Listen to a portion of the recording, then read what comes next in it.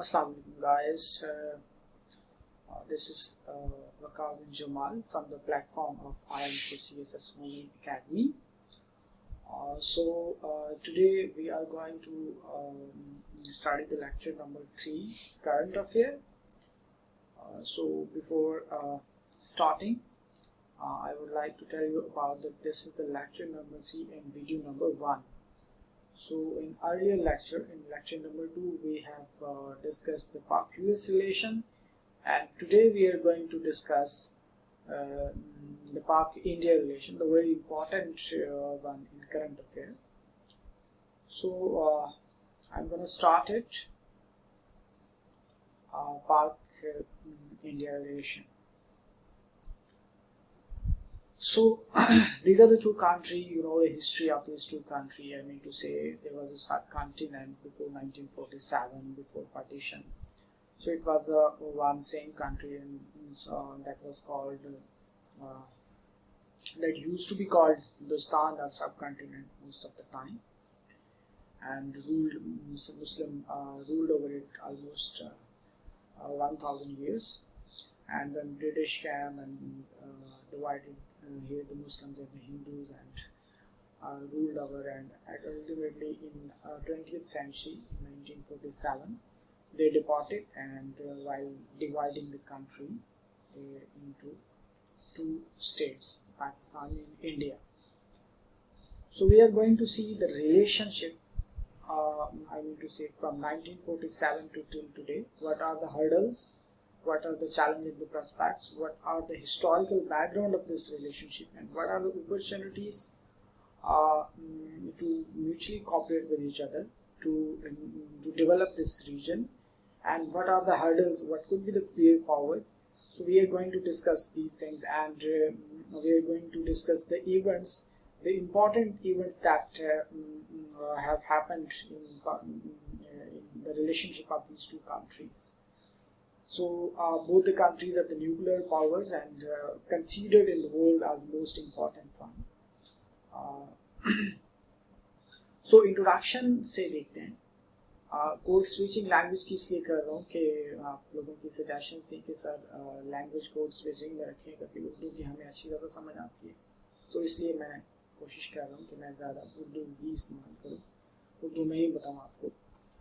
तो इंट्रोडक्शन में आप स्टार्ट करेंगे जी ओरिजिन ऑफ हॉस्टैलिटी से, कि हमारी जो आपस की जो क्या लेंगे, पाकिस्तान इंडिया दो दुश्मन समझे जाते हैं आपस में एक दूसरे के, दो हॉस्टाइल कंट्रीज समझे जाते हैं. ये इसका ओरिजिन क्या है? Origin of this hostility is actually the movement, the Pakistan movement, the freedom movement of Pakistan, because at that time Congress and Hindu did not want that they would another country for Muslims like Pakistan.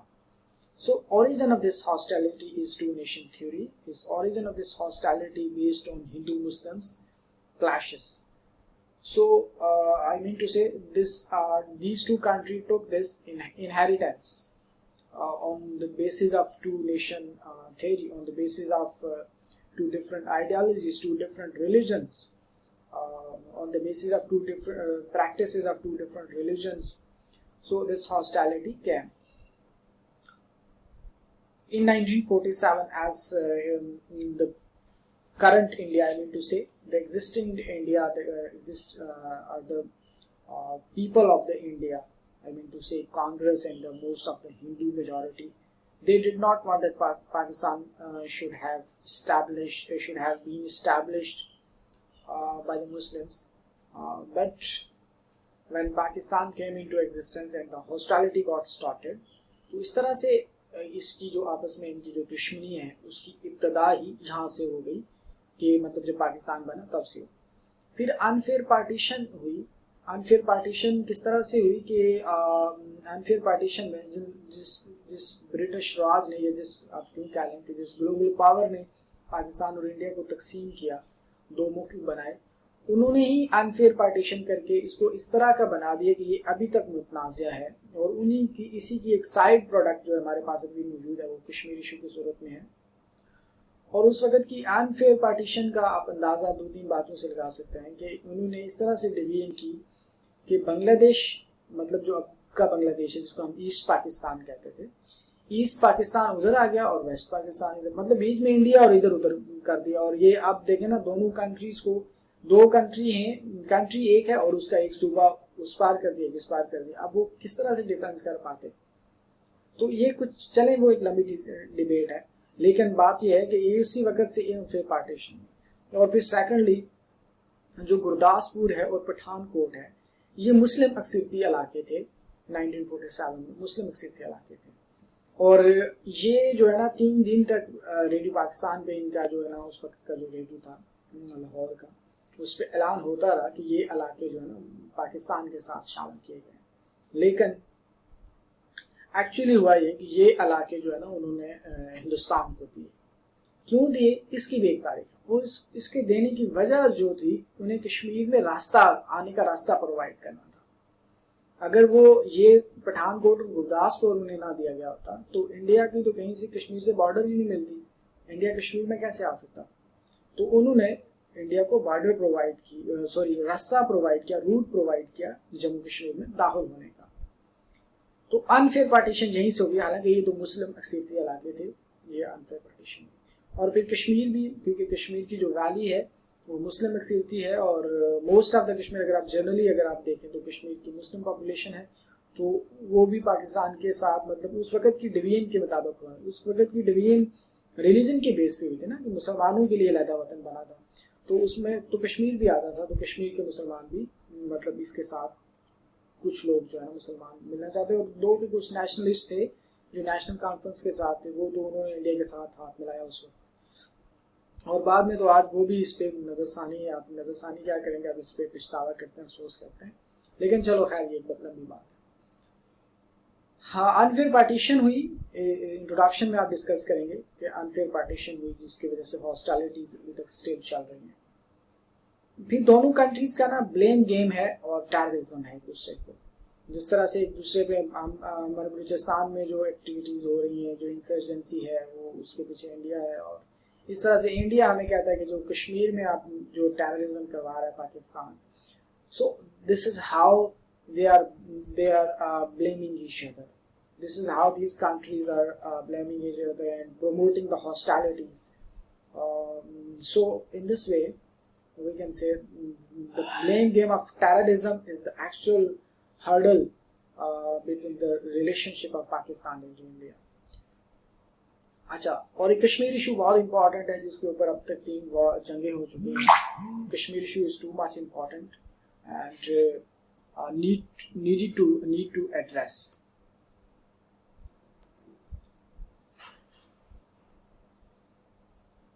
And Kashmir issue ہم نے بات کر لی, Kashmir issue کی بہت important ہے اور یہ اس کو ایڈریس کرنے کی ضرورت ہے.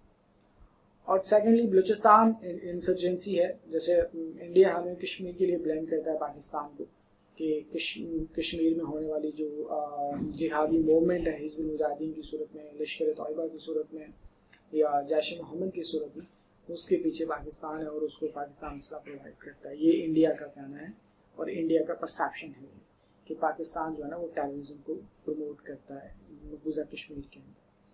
یہ ان کا پرسیپشن ہے. اور ہمارے ہاں بھی بلوچستان انسرجنسی, اب یہاں پہ بھی ہمارے ہاں جو انسرجنسی ہے بلوچستان میں اور فاٹا میں, اس کی بھی ریزن جو ہے نا بہت سارے مطلب انڈینز ایجنسیز کے مطلب لوگ اس طرح سے پکڑے بھی ہیں. اس کی لیٹسٹ ایگزامپل یوں کہہ لیں آپ کہ وہ کلبھوشن یادو ہے. سو اس طرح سے دونوں کنٹریز کے درمیان جو ہے نا کلیشز پروموٹ ہوئے. اور پھر بہت امپورٹنٹ جس نے زندگی, بہت سارے لوگوں کی زندگی, آلموسٹ کشمیریوں کی زندگی کو برباد کر کے رکھا ہوا ہے, وہ فائرنگ اوور LOC ہے. لائن آف کنٹرول پہ جو فائرنگ ہے یہ بھی ایک ہاسٹیلٹی ہے. اس کی وجہ سے دونوں کنٹری جو ہے نا ایک دوسرے کے قریب نہیں آ پاتے, تعلقات بہتر نہیں ہو رہے, اور اس کی وجہ سے بہت بڑا نقصان ہو رہا ہے دونوں طرف پہ. اور دونوں اطراف میں ہی اگر آپ دیکھیں تو کشمیری مر رہے ہیں, تو 2 کے آرمی کے لوگ بھی مرتے ہیں, شہید ہوتے ہیں. لیکن کشمیری آئے روز ادھر سے اگر فائرنگ ہو تو اس طرف بھی کشمیری مرتے ہیں, اور ادھر سے ہو تو اس طرف بھی کشمیری مرتے ہیں. سو تو کلنگز اور ڈیتھس ہو رہی ہیں. تو یہ جو فائرنگ اوور LOC ہے isn't a solution.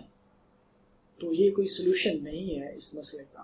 تو خیر اس میں ریلیشن شپ کے لیے ایک بہت بڑی ہرڈل ہے، ہم آگے چیزیں مزید ڈسکس کریں گے.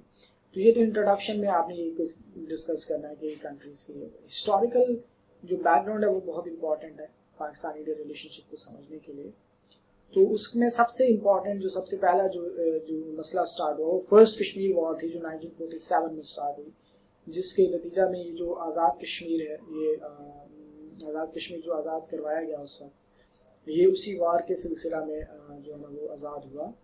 اور اس میں کشمیر کے مجاہدین اور کے پی کے اسپیشلی خیبر پختونخوا کے جو قبائلی مجاہدین تھے، انہوں نے مل کے جب اٹیک کیا اور یہ علاقہ جو آزاد کروایا.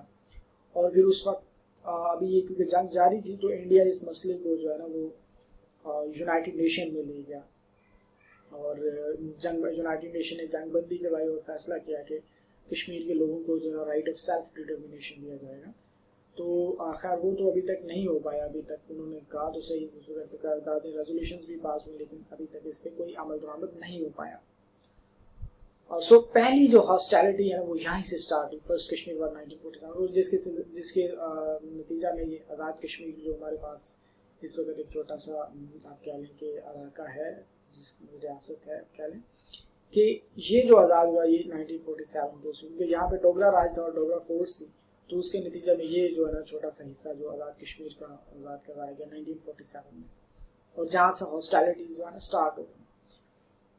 پھر یہ important event Indus water treaty ہے، اس سلسلہ میں بہت امپورٹنٹ ہے. انڈس واٹر ٹریٹی یہ دونوں ملکوں نے آپس میں اتفاق سے، مطلب آپسی بھائی چارے اور اتفاق کہہ لیں کہ انہوں نے مل کے یہ جو سمتاس معاہدہ کیا، اور یہ اس میں دونوں ملکوں نے بڑی سنجیدگی دکھائی. 1960 میں ہوا، دو کے گلوبل پاورز بھی انوالو ہوئی، ورلڈ بینک بھی، اور لیکن یہ ہے کہ ان دونوں ملکوں نے، کیونکہ دونوں ملکوں کی جو معیشت ہے اور اس ریجن کی، اس خطے کی معیشت کا بہت بڑا دار و مدار دریائے سندھ پہ ہے، انڈس واٹر پہ ہے، تو اور اس لیے یہ امپورٹنٹ تھا کہ اس کو ریزالو کیا جائے. لیکن اور اللہ کا شکر کہ اس وقت اس کو دونوں ملکوں نے آپس میں اتفاق کرتے ہوئے بڑے سیریس انداز سے لیتے ہوئے اس کا سولوشن نکالا، اور یہ انڈس واٹر ٹریٹی طے پایا دونوں کنٹریز کے درمیان. ایون کہ جنگیں بھی ہوئی، لیکن یہ جو ہے ٹریٹی اسٹل قائم ہے، ابھی تک اس کو بریک ڈاؤن نہیں کیا گیا. یہ ایک اچھا ایونٹ دو ملکوں کے درمیان میں ہوا جو 1960 میں ہوا، اور یہ بہت امپورٹنٹ تھا. اگر یہ نہ ہوتا تو میں بھی اس سے بھی زیادہ جنگوں کے خدشات تھے جو ہوئی ہیں. تو یہ ہوا جی 1960 میں جو ایک اچھا ایونٹ تھا. دونوں ملکوں نے اس میں جو ہے نا واٹر کو ڈیوائڈ کیا. تو اب نیکسٹ ویڈیو میں، ویڈیو نمبر 2 میں، یہ ویڈیو نمبر 1 تھی، ویڈیو نمبر 1 میں ہم نے انڈس واٹر ٹریٹی پہ بات کیا. ویڈیو نمبر 2 میں ہم سٹارٹ کریں گے 1960 وار اینڈ تاشکنٹ ڈیکلریشن. تو اور پھر آگے ہم باقی دیکھیں گے.